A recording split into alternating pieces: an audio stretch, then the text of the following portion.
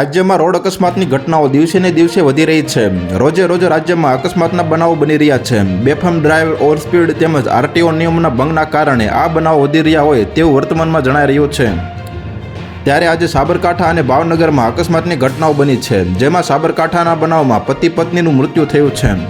Sabarkantha Idar Himmatnagar highway પર અકસ્માત સર્જાયો હતો, જે અકસ્માતમાં પતિ પત્નીના કમકમાટી ભર્યા મોત થયા છે.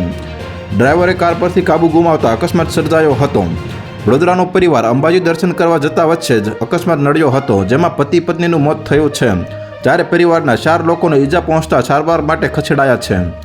બીજી ભાવનગરમાં પણ અકસ્માતની ઘટના બની છે. શેત્રુંજી નદીના નાળામાં ટ્રક ખાબક્યાની ઘટના સામે આવી છે. ચાલકે સ્ટેરિંગ પરથી કાબુ ગુમાવતા ટ્રક નાળામાં ખાબકી હતી, જેમાં ટ્રક ચાલકનું મોત નીપજ્યું હતું. બ્રિજની દિવાલ તોડી ટ્રક નાળામાં ખાબકી હતી. તો હાલ અત્યાર માટે આટલું જ મિત્રો. ફરી મળીએ નવી અપડેટ સાથે. તે પહેલાં વિડીયોને લાઇક કરી ગુજરાત ટોપ ન્યૂઝ ચેનલને સબસ્ક્રાઇબ કરી દેજો અને પાસે આવેલું બેલ આઇકન પણ દબાવી દેજો, જેથી તમને નવી નવી ખબરો મળતી રહે.